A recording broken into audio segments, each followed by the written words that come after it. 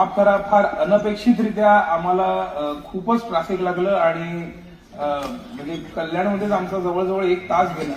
त्यामुळे जरा पोहोचायला उशीर झाला, पण तुम्ही समजून घेताय आणि अजून थांबलाय. आम्हाला खरंच तुम्हाला तात्काळ ठेवायला बिलकुल नाही आवडलंय, पण खरंच माफी मागतो आणि लगेचच 1 मिनिटात प्रयोगाला सुरुवात करतो.